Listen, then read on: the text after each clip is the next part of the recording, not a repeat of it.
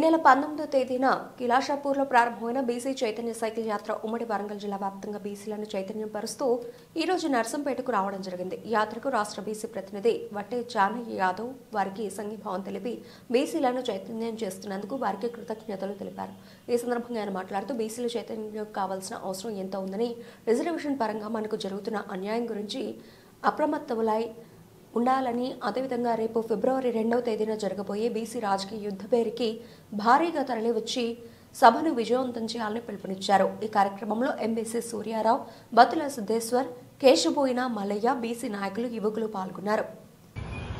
160% పైన ఉండబడినటువంటి బీసీలకు మరి రాజ్యాధికారంలో ఏ రకమైనటువంటి అన్యాయం జరుగుతుందో, విద్యా వైద్య రంగాలలో ఏ రకమైనటువంటి అన్యాయం జరుగుతుందో ఈ మధ్య మనం చూస్తా ఉన్నాం. మరి 60% పైబడినటువంటి బీసీల యొక్క హక్కులు సాధించాలనేటటువంటి లక్ష్యంతోనే మరి బీసీల ప్రతినిధిగా ఎన్నికైనటువంటి తీన్మార్ మల్లన్న గారు మరి ఫిబ్రవరి 2వ తారీఖున వరంగల్ ఆర్ట్స్ కళాశాల మైదానంలో ఏర్పాటు చేస్తున్నటువంటి బీసీ రాజకీయ యుద్ధపేరి సభను విజయవంతం చేయాలని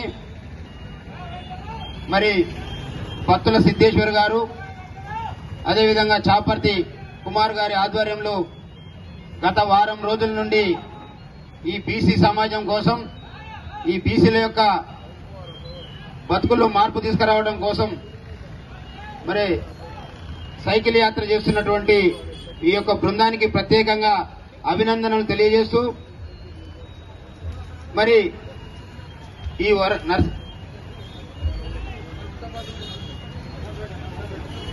యొక్క నర్సంపేట పట్టణానికి విచ్చేసిన సందర్భంగా మరి యొక్క కార్యక్రమాన్ని దూరం నుండి తిలకిస్తున్నటువంటి మా బీసీ సోదరులు ఎవరైనా ఉంటే కొంచెం దగ్గరగా వస్తే మరి వీళ్ళకు కూడా వాళ్ళు చేస్తున్నటువంటి యాత్ర ఎంకరేజ్ చేసినటువంటి వాళ్ళు అవుతారు. ముఖ్యంగా మరి బీసీలము ఉమ్మడి ఆంధ్రప్రదేశ్ గా ఉన్నప్పటి నుండి మొదలు పెడితే ఈ భారతదేశానికి స్వతంత్రం వచ్చి 75 ఏళ్లు గడిచిపోతున్నప్పటికీ కూడా మరి మన బీసీల యొక్క రాజకీయ వాటా ఎక్కడుంది? మరి మన యొక్క విద్యార్థులకు జరుగుతున్నటువంటి అన్యాయాల మీద చర్చ చేసుకోవాల్సినటువంటి అవసరం ఉందనేటటువంటి వాస్తవాన్ని మరి మీ అందరికీ వివరించాలనే ఉద్దేశంతోనే మరి తీన్మార్ మల్లన్న గారి నాయకత్వంలో ఫిబ్రవరి 2వ తారీఖున జరిగేటటువంటి బహిరంగ సభ రాజకీయ పార్టీలకు అతీతంగా బీసీ కుటుంబంలో పుట్టినటువంటి ప్రతి బిడ్డ కూడా మరి అది మన సొంత మీటింగ్ గా, మన అందరి బాధ్యతగా మన యొక్క సదస్సుని విజయవంతం చేయాల్సినటువంటి అవసరం ఎందుకుందో మరి తెలియజేయాలనేటటువంటి ఉద్దేశంతోనే మరి ఈనాడు సైకిల్ యాత్ర ద్వారా మరి యొక్క ప్రచారాన్ని కూడా నిర్వహించడం జరుగుతూ ఉంది. సోదరులారా,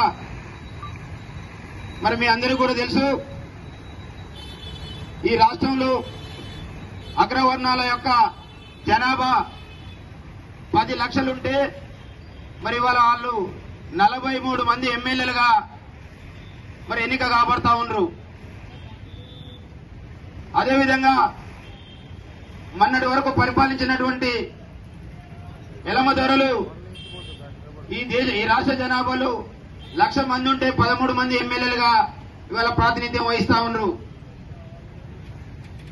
మరి సోదరులారా, ఈ కేంద్ర ప్రభుత్వంలో ఉండబడినటువంటి బీజేపీ పార్టీ ఇవాళ బీసీ ప్రధానని చెప్తూ మరి ఇవాళ 5.78% ఉండబడినటువంటి వాళ్లకు ఈడబ్ల్యూఎస్ ఎకనామికల్లీ వీకర్ సెక్షన్ కింద 10% రిజర్వేషన్ దోచిపెట్టి మరి మన యొక్క బీసీ బిడ్డల యొక్క నోటికాడి ముద్ద తీసుకుపోయి ఇవాళ వాళ్ళ యొక్క పిల్లలకు మంచి భవిష్యత్తు ఇస్తున్నటువంటి పరిస్థితి చూస్తా ఉన్నాం. అందుకని ఇవాళ పోరాటాలు కాదు, ఈ ప్రభుత్వాలతోని పంచాయతీలు మనకు అవసరం లేదు. మరి మన యొక్క బీసీలందరం కూడా కులాలుగా కాకుండా బీసీలందరం ఐక్యమైనం. మరి అలా 160% ఉండబడినటువంటి మన ఓట్లు మనం వేసుకుంటే మరి రాజ్యాధికారాన్ని సాధించుకోవడం తథ్యం అనేటటువంటి వాస్తవాన్ని మరి యొక్క బీసీ జాతులకు తెలియజేయాలనేటటువంటి సంకల్పంతోనే మరి అలా మన ప్రతినిధిగా ఉండబడినటువంటి తీన్మార్ మల్లన్న గారు మన యొక్క రాజకీయ యుద్ధ పేరుని ప్రకటించడం జరిగిందనేటటువంటి విషయాన్ని కూడా మీ అందరూ కూడా తెలియజేస్తా ఉన్నాను. సోదరులారా, ఇవాళ మనల్ని పాలించేటటువంటి వాళ్ళు ఈ రాష్ట్ర జనాభాలో ఉండబడినటువంటి మనం కట్టేటటువంటి పన్నుల ద్వారా తీసుకొచ్చేటటువంటి నిధులను తీసుకొచ్చి ఇవాళ మనకేదో భిక్ష వేస్తున్నట్టుగా మరి మన ముందు వాళ్ళు దోబుతులాడుతా ఉండరు. అందుకని మనల్ని 75 ఏళ్ల నుండి ఓట్లేసేటటువంటి యంత్రాలుగా తయారు చేసినటువంటి ఈ పాలకులకు మరి మనం అందరం చైతన్యమై మనల్ని మనం పాలించుకునేటటువంటి సత్తా ఉందనేటటువంటి వాస్తవాన్ని మరి గుర్తు చేసేటటువంటి సందర్భం వచ్చింది. మరి ఇక్కడ ఉండబడినటువంటి బీసీలందరినీ కూడా కులాలుగా విభజించి మరి మన మధ్యలో ఐక్యత లేకుండా చేస్తున్నటువంటి ఈ వర్గాలని మరి మనం అందరం కూడా ఐక్యమై మరి గర్జించాల్సినటువంటి అవకాశాన్ని కల్పిస్తున్నటువంటి తీన్మార్ మల్లన్న గారికి మరి మనం అందరం కూడా మద్దతు తెలపాలనేటటువంటి వాస్తవాన్ని మీకు ఈ సందర్భంగా గుర్తు చేస్తా ఉన్నాను. సోదరులారా, మన పిల్లల యొక్క భవిష్యత్తు మరి మారాలి అంటే మరి మనం ఐక్యం కావాల్సినటువంటి అవసరం ఉంది.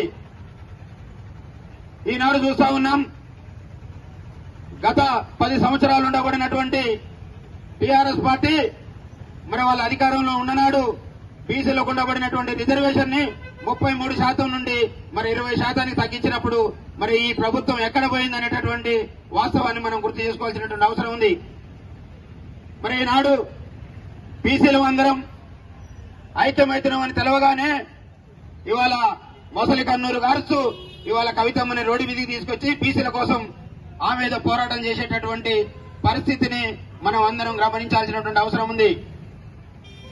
సోదరులారా, కేంద్ర ప్రభుత్వంలో ఉండబడినటువంటి బీజేపీ ఈడబ్ల్యూఎస్ రిజర్వేషన్ తెచ్చి మన పిల్లల జీవితాల్లో మన్నుపోసినటువంటి బీజేపీ పార్టీ నాడు బీసీ ముఖ్యమంత్రి అనేటటువంటి కళ్ళబొల్లి మాటలతోని మళ్లీ బీసీలని మోసగించే ప్రయత్నం చేస్తా ఉంది. అందుకనే మిత్రులారా, ఈ రాష్ట్రంలో ఉండబడినటువంటి బీసీలం